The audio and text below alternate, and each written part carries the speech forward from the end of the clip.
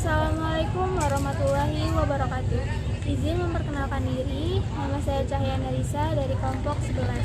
Di sini saya akan menjelaskan untuk penyelesaian persoalan nomor 1. Langsung saja, saya di sini akan menyelesaikan persoalan untuk soal pertama. Di sini diketahui, untuk premis pertama, semua mahasiswa yang memiliki komputer merupakan mahasiswa ilmu komputer. Untuk premis keduanya, tak ada mahasiswa yang suka coding tidak memiliki komputer. Dan untuk kesimpulannya, jadi semua mahasiswa yang suka coding merupakan mahasiswa ilmu komputer. Dari soal pertama ini, kita disuruh buat notasi logika predikat dari pernyataan-pernyataan ini. Karena pernyataan-pernyataan ini termasuk masih second order logic, jadi kita ubah menjadi first order logic agar kita tahu mana predikat, mana subjeknya. Kita ubah menjadi untuk semua X, di mana X adalah mahasiswa jika X adalah mahasiswa yang memiliki komputer,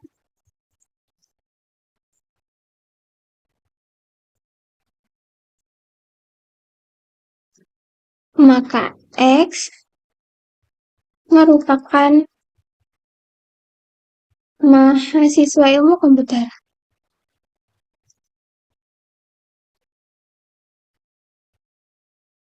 Ini untuk premis pertama, kita udah ubah menjadi first order logic.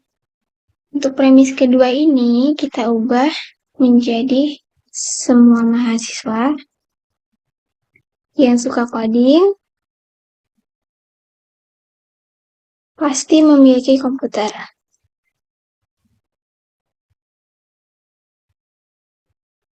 Karena semua mahasiswa yang suka coding pasti memiliki komputer, ini kan kita nggak tahu nih mahasiswa mana. Jadi kita ubah jadi first order logic. Caranya, untuk semua X, jika X adalah mahasiswa suka coding,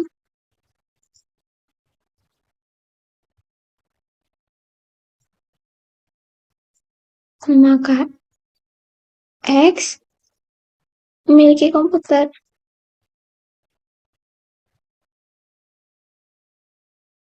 Nah, ini udah nih premis kedua udah kita ubah menjadi first order logic. Kesimpulan ini kan masih berbentuk second order logic juga. Jadi kita ubah menjadi untuk semua X jika X adalah mahasiswa suka coding, maka X merupakan mahasiswa ilmu komputer.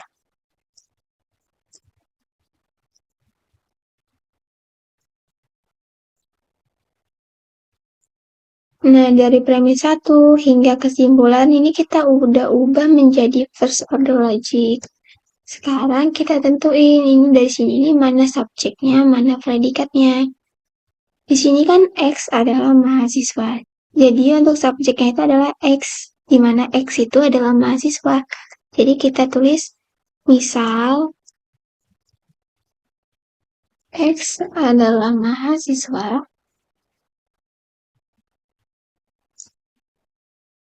Misal kita X adalah mahasiswa. Sekarang kita lihat lagi, mahasiswa memiliki komputer. Jadi komputernya ini kita lambangin jadi KX, di mana KX itu adalah mahasiswa memiliki komputer.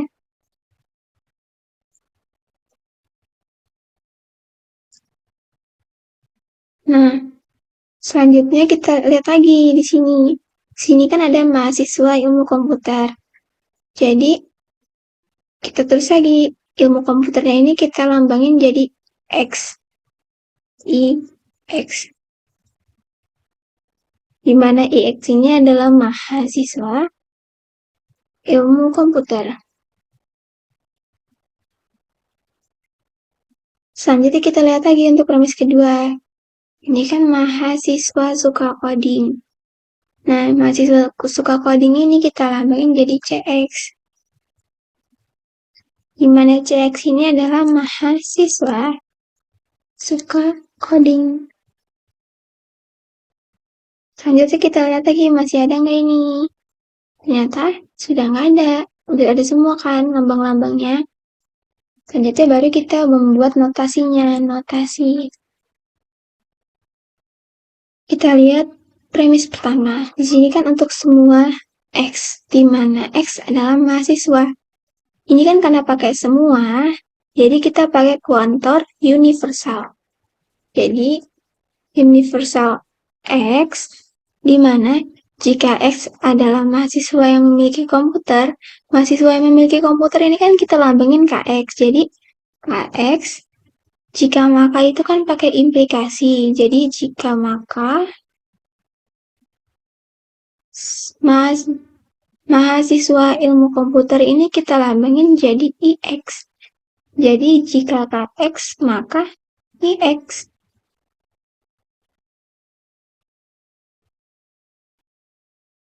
Nah, untuk premis pertama nih kita udah ketemu nih notasinya ini. Untuk premis kedua, P2.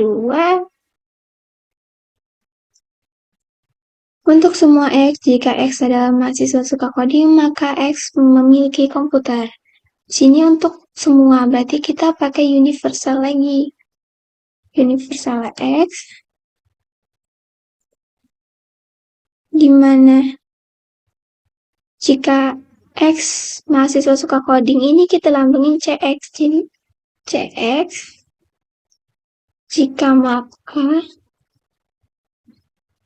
KX. Sekarang kita lanjut untuk kesimpulannya. Di sini kan kesimpulannya untuk semua. Jadi kita pakai kuantor universal. Universal X. Di mana? Di sini jika X adalah mahasiswa suka coding, maka X merupakan mahasiswa ilmu komputer. Suka coding itu kan kita lambangin CX. Jadi di mana CX? Jika maka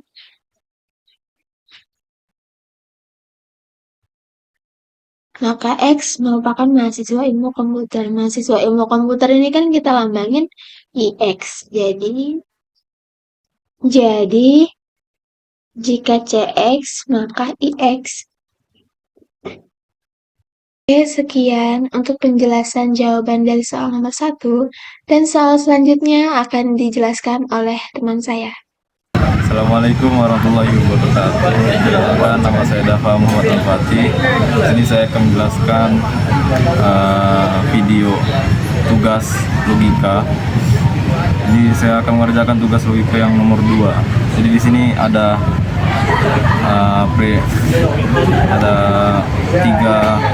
tiga premis.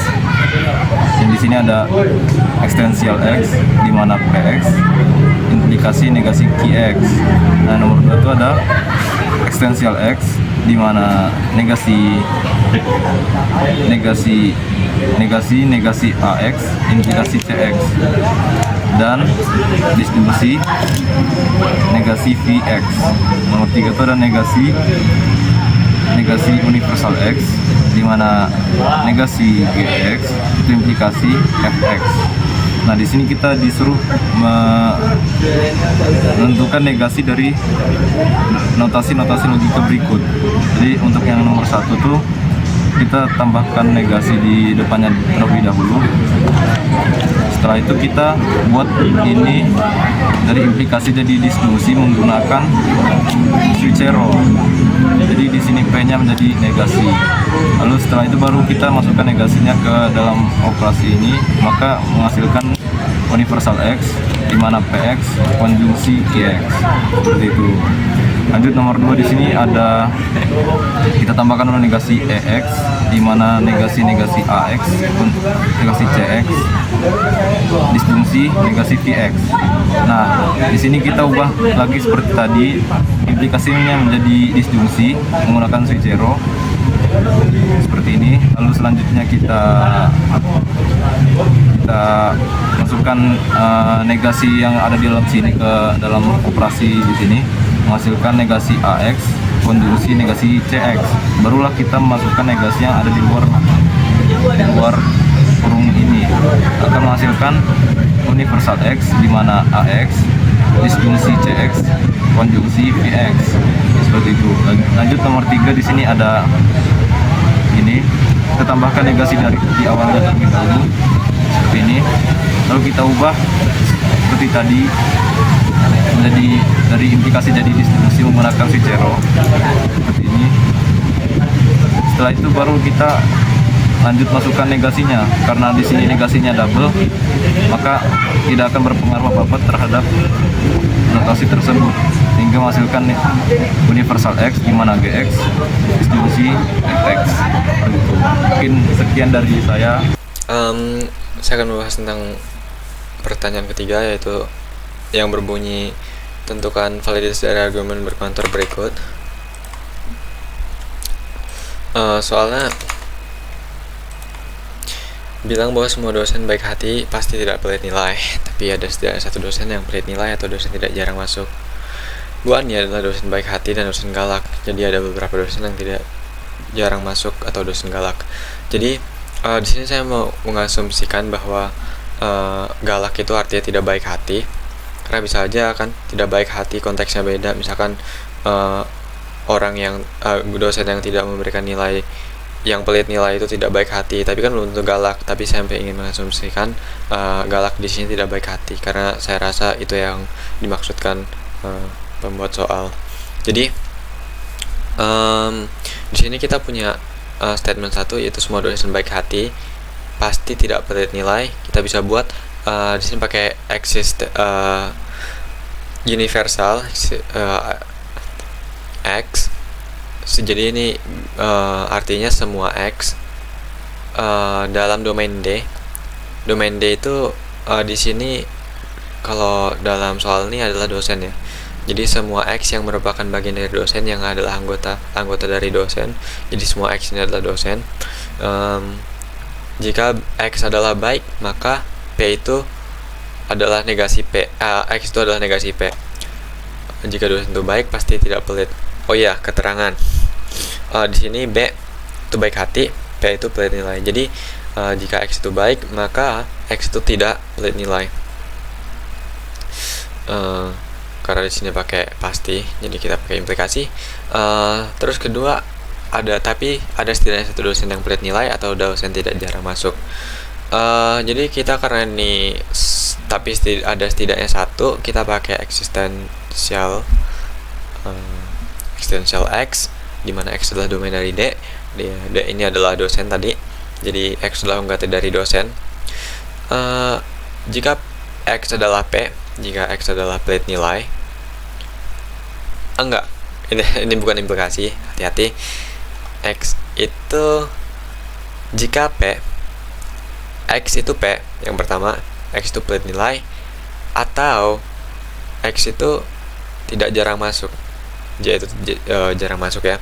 Jadi yang kedua ini artinya ada beberapa X, di mana X adalah anggota dari domain, yaitu domain itu D, di mana X itu pelit nilai atau X itu tidak jarang masuk. Pelit nilai atau tidak jarang masuk ya. Ketiga, kita punya Bu Ani adalah dosen baik hati dan dosen galak. Jadi kita punya statement A anggota dari D atau A adalah dosen, dan A itu B pertama baik hati, dan A itu negasi B. Karena kita tadi mengasumsikan tidak baik hati itu sama dengan galak, jadi kita bisa merubah dosen galak ini menjadi dosen tidak baik hati. Ini juga bisa dituliskan sebagai eksistensial, karena Bu Ani ini adalah salah satu anggota dari D, dari domain, dari dosen. Bisa juga dipakai universal jika misalkan kita cuman punya Bu Ani di dalam domain tersebut. Jadi satu-satunya dosen yang ada di dalam domain kita adalah Bu Ani, kita bisa pakai eksistensial. Tapi universal maksudnya, tapi meskipun Bu Ani itu satu-satunya orang, kita bisa sah-sah aja pakai eksistensial, karena eksistensial artinya setidaknya satu dari domain itu adalah ya apa aja yang setelah eksistensial ini. Kalau di sini itu X adalah B dan X adalah negasi B. Terus konklusinya adalah sebagian X anggota D yaitu dosen yang yang mana X itu negasi J atau tidak jarang masuk, atau negasi B atau tidak baik hati. Pembuktiannya adalah pertama, kita bakalan pakai universal instantiation ke P1 atau P1 maksudnya. Jadi di sini kita ambil, terus ya P5 kita EI maksudnya dari P2 kita dapat ini P6 EI P3 ini eksistensial karena di sini eksistensial. P7 kita simplifikasi P6 karena di sini adalah dan kita tahu dua-duanya benar dari P3 mengatakan bahwa ada beberapa X di mana X itu B dan X itu negasi B. Kita tahu dua-duanya itu benar dari pernyataan. Dan kalau dua-duanya benar, salah satunya benar, maka itu kita bisa menarik kesimpulan bahwa BX itu benar. P8 adalah negasi PX, modus ponen dari P4 dan P7. P4 adalah mengatakan bahwa BX, jika X adalah B, maka X adalah negasi P. Dan kita tahu, karena kita tahu X itu B, seenggaknya ada X yang B, karena di sini kita pakai eksistensial. Ada yang X, dan kita tahu dalam X ini, karena kita implikasi kita adalah universal, jadi ini bakalan sama, maksudnya bakalan hukum implikasi ini bakalan bisa dipakai buat semua X, nilai X karena yang selama X itu berada dalam domain dosen. Jadi kita tahu bahwa BX maksudnya karena tadi kita punya BX1, berarti ada dalam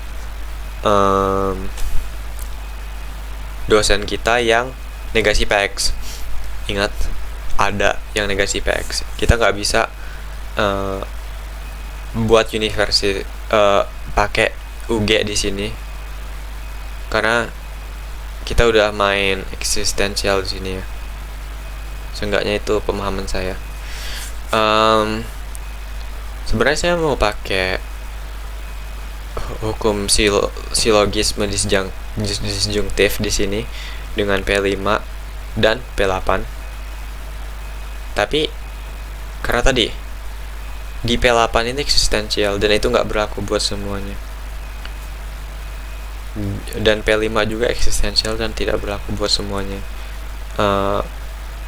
Saya ragu menggunakan silogisme disjungtif di sini karena saya rasa itu tidak bisa, belum tentu bisa. Jadi kita punya eksistensial X di mana X adalah domain dari D, termasuk dosen.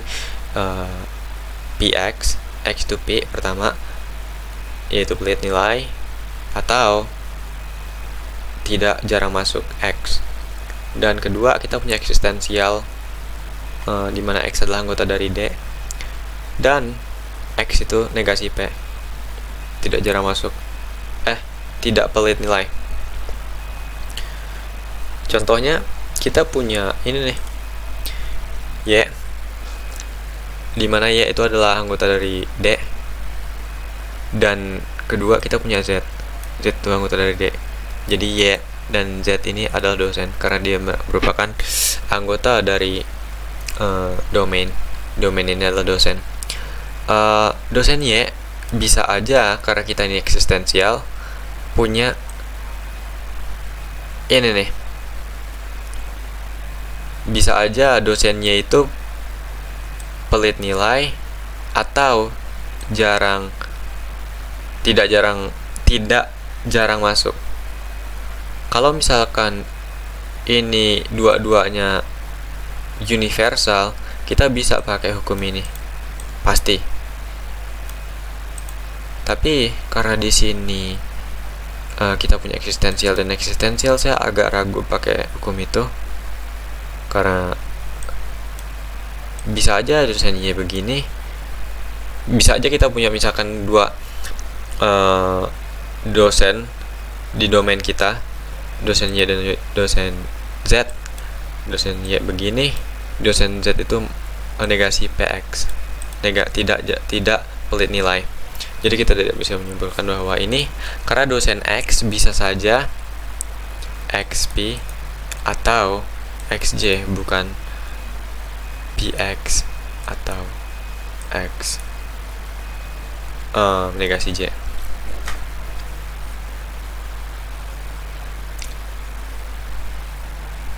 Gimana ya kalau mau jelasin lebih simpelnya?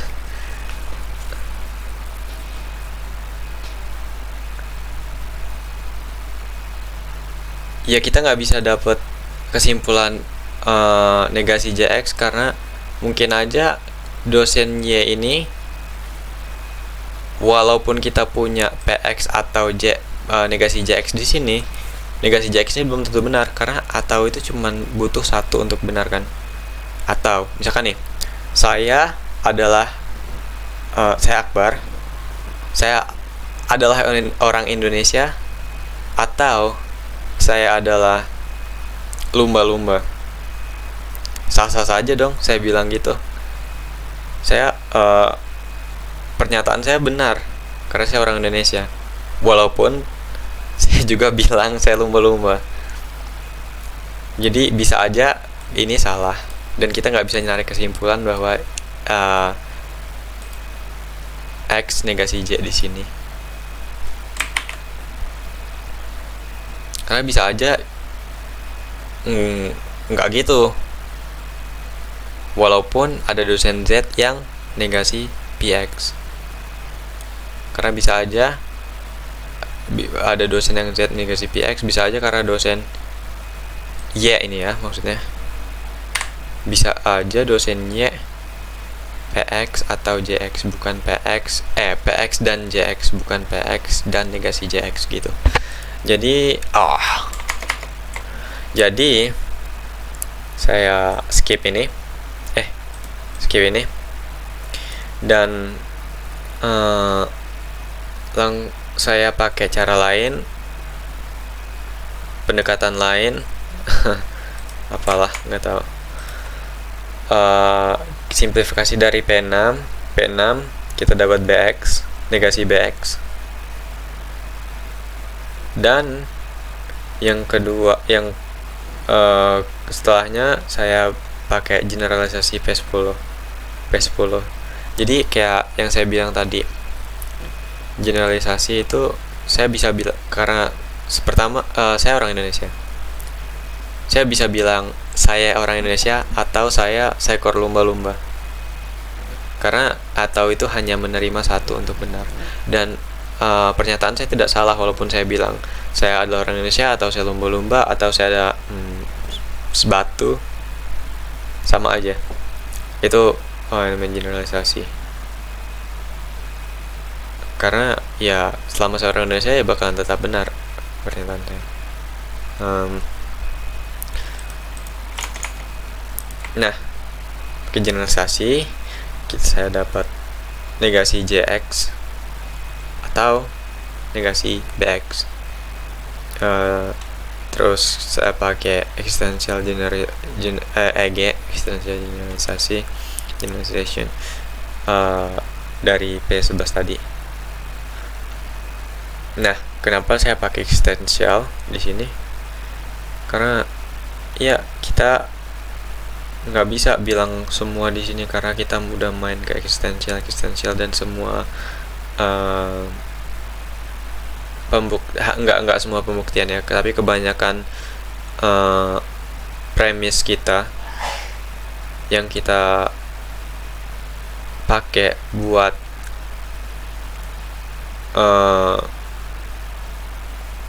menarik konklusi bahwa X di mana X adalah domain dari D atau dosen, X negasi J atau X negasi B, itu kita dapat itu dari eksistensial, dari pernyataan eksistensial. Jadi